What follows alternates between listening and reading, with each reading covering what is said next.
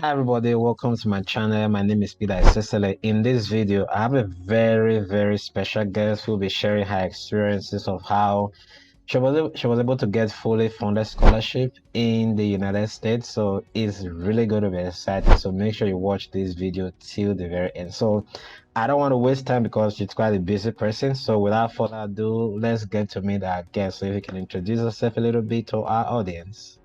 Okay, hi guys. Hi, Peter Cecily fans. Thank My you. name is Stella. My name is Stella. I am a PhD student at the University of North Texas, PhD chemistry student at University of North Texas. I'm in my first year, so I'm still a JJC in the ministry. So yeah, Uh, it's good uh, to be here. absolutely. It's such a an opportunity to have this great conversation with you. And by the way, how is University of Texas? Yeah, University of North North Texas. Texas. Oh, okay, Yes, okay. because there's another university called University of Texas. So Oh, I see. Oh, yeah. okay. Oh, Yeah, University of that's good. North Texas is good. It's cool, and the weather is quite very hot now in Texas, like really Oh, hot. But we are uh, coping. it's actually getting chilling here in that meeting Oh, is actually getting close to like 9 degrees now. no way, no way! Oh, It's yeah. so hot Oh, here. wow. Yeah, Okay, hopefully the summer is the winter is going to start coming in gradually. yeah. Okay, all right, that's good. So, you have a quite a huge history. There was something I read online about you some time ago about your scholarship, to India and some of the wonderful record that you not broke record is a shattered record. So oh my goodness, I was like, these are we have so much, intelligent people in the world. So, what was your background and in terms of your undergrad and your masters? Okay. For my undergraduate, I did it in Nigeria. I graduated from Swandafudio University, Sokoto. Where I got a bachelor's degree in applied chemistry, and I made a first class, and I also Four graduated point, as 4.8, right? yeah, 4.86. Yeah. Oh Then wow, I graduated as the best graduate student of the university at the time, and then I went on to do my master's degree at University of Mysore in India. I got a fully funded scholarship from the Indian government. It's called ICCR scholarship. In case some of your fans may be interested, okay. ICCR, yeah, Indian Council for Cultural Relations. So it was a full funding. I did my master's degree there, and yeah, for 2 years. And I graduated once again as the best graduate student of the university. How did you even do it? I Um, was I, how did I, whenever I talk about these things, I begin to feel like I'm sounding like a broken record. Like I was like, I yeah, keep it's saying it.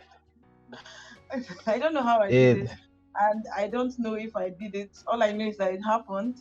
Wow, that's Like when I yeah, yeah, like I always mentioned in my previous video, when I say, well, I had in there is first class inside first class, so there is a higher there is a higher, in case some are not aware, there is a higher first class. If you get like 4.8 upwards, that's a higher first class. I am first class. Yes, for those of us that have like 4.67, it's still like is a lower first class. you There's know nothing like that. Anyway, but that was Yeah, I know it must have been a lot of effort, to put yeah, into sure. really, to come out as a best in a whole university. Yeah. That is amazing. Even myself, I finished in top of my faculty and second best in the whole school at that year. It was quite Yeah, amazing, nice. right? It was quite amazing. Wow. So That's cool. yeah, that's amazing. That's good. Since these days I'm interviewing people that are doing chemistry a lot. So there's Okay. definitely, yeah, the last lady I interviewed also was the best graduate student in her set in Oh, chemistry. I nice. think 4.8 something as well. So I think, Nice. ladies are shattering chemistry records. Yeah. Yeah. Girl That's power. Girl that's power. that's that's it. What actually, I know at some point you were kind of thinking about Canada and then US. Ah, So yeah, I know we chatted some time ago about that journey, right? yeah. So how did you finally decide or settle with United States? Okay, I would be very honest here because I really wanted Canada, and Okay.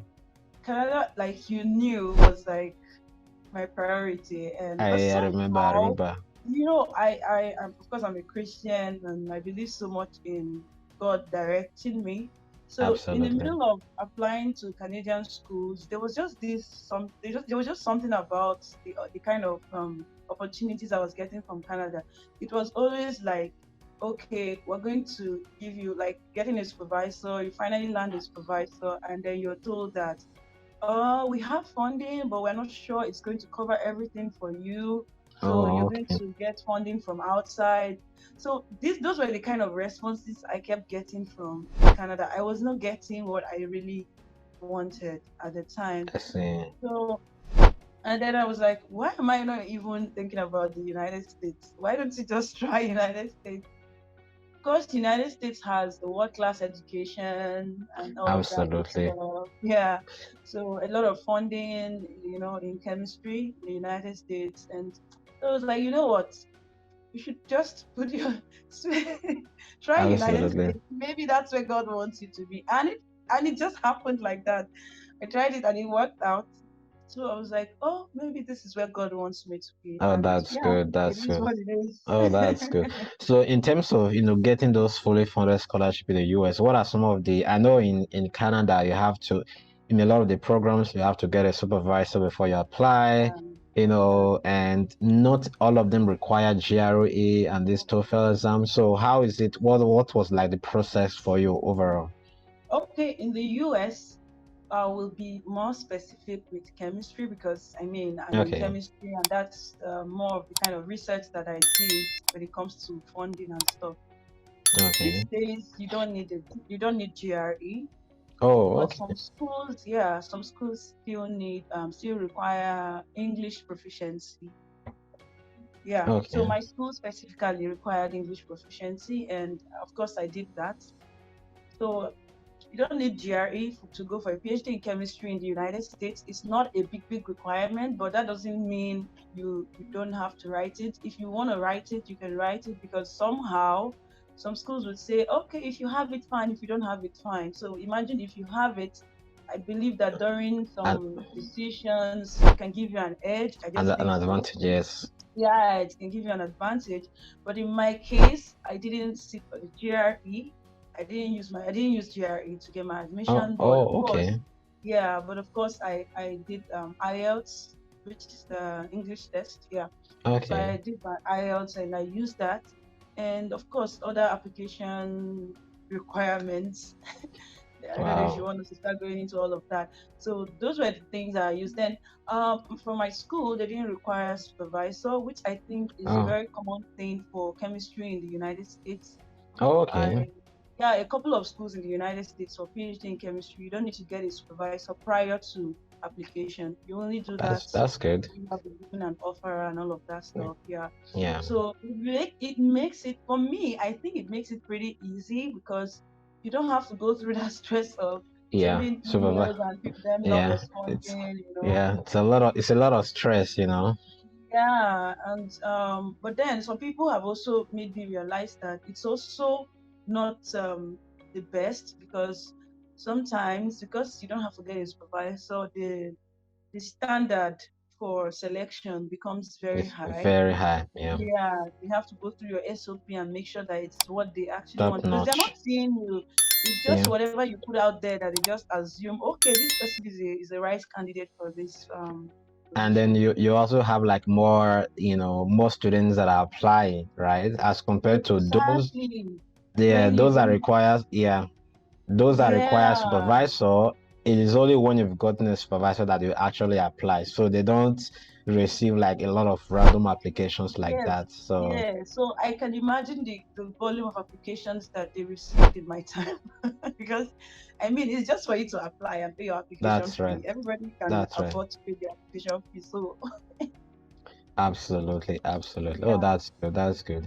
And then in terms of visa applications, I know there is this I-20 form that your yes, yes. university will give So to you. yeah, so when you get an offer in the United States, the first immigration document that they begin to process for you is the I-20. So this is Okay. done by the university, depending on the school, but it's an immigration document. If you don't have your I-20, you won't be able to apply for visa. So that's like the Oh, first, yeah, that's the first document you get from the school. And then there is something called service fee. Service fee, I think it's about $350. dollars. Yeah, Okay. yeah, that you need to pay when you get your I-20. So it is only when you make that payment that you can go ahead and apply for visa. You fill your visa application form and get a date and appear For for your interview. interview.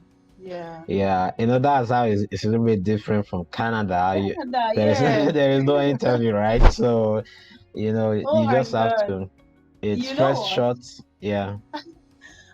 Studying in America, I just feel like getting the offer, honestly, to me, is even easier than going through that visa interview stage. Oh my Wow. goodness. It's so mentally draining. You're Wow. so tensed up because you know what I mean, you know that you're real, you have everything that it takes to actually go and study in America, but I feel like it's very competitive. I don't know. I just feel like there are a limited number of visas to be given out. Yes. Yes. So And in cases like that, it's very easy for them to just deny on the spot, right? You just go. exactly. Honestly, I just feel like you some persons have this experience that I've heard. You have not even like expressed yourself, and the VO is already like, "I'm Wow. sorry, you're not qualified for this visa." Wow. So the very moment you just get that kind of response, you're done. Then there is no I'm sorry, please. Exactly. There's no chance to say, oh, okay, the documents that I presented, they're not the right document, or okay, I'm sorry, what I said initially is not what I'm supposed to say. There is no room for that. So like you need in fact that process is way more difficult than getting the offer. That for That's me right. anyway. So with that I-20, if you have like a fully funded scholarship, do you need to show like any proof of fund, like a bank account for that to be issued? Oh, okay, no, you don't. If you have a fully funded scholarship, you don't have to show any proof of funds. Oh, But okay. if you have a dependent, one or more dependents, you have to show Oh, proof okay. of funds that you have what it takes to take care of your dependents. It's either you are the one you're using your account as like in my case, the mother of the children, or Okay. if you have a spouse, your spouse is showing that, okay, I have the money to take care of my kids and myself while my wife is studying, or something like that anyway, or your father as the kids' grandparents and stuff like that. Yeah. Oh, I've I met see. people who had full funding but still went ahead to show their statement of account. Yeah. But that's not for I-20. I-20, once it's full funding, they don't ask Oh, for statement of account. oh, that's But good. but That's good. but for visa interview, I see a couple of persons with full funding who still go with some statement of account just to Oh, show okay. that they Yeah, have some money in case something goes on. But I don't think absolutely. it's a requirement if you have a full funding. It's not something they That's want. Yeah, but that's anyway, good. for domestic students, right? Oh, So I I got see. both out of state and in-state tuition, so I don't get to pay any tuition. That's just what it Oh, means. okay. Oh, that's Then it also covers my medical insurance, and I get to every month I get some tuition. So what's it called? Some stipends. Yeah, stipends. Oh, that's yeah, good. yeah. So and Just to that stipend is actually tied to something. You must be a graduate teaching assistant for you to be able oh, to okay. get that. Yeah. So Oh, you get that's that stipend, that's which actually is like automatic for me. My department gave me a graduate teaching assistantship job automatically. So yeah, my monthly stipend is that's that's yeah a lot of, guaranteed. it's Yeah. it's a lot of, stress Yeah, and relief, right? and Because also, yeah, go sorry, ahead, go and ahead. also you must maintain a CGPA of 3.5 every semester to be able to Oh, get have continue. your money, yeah, coming in, Absolutely, yes, yes. and some other requirements by the department. Thank you so much for sharing your Yeah, experiences about your you're scholarship. It's been welcome. fantastic. And for my subscribers and those that haven't subscribed, if you haven't, please do so to subscribe, and Right. then yes, and like the video so that when it will help the YouTube algorithm to share the videos to more people and recommend to more people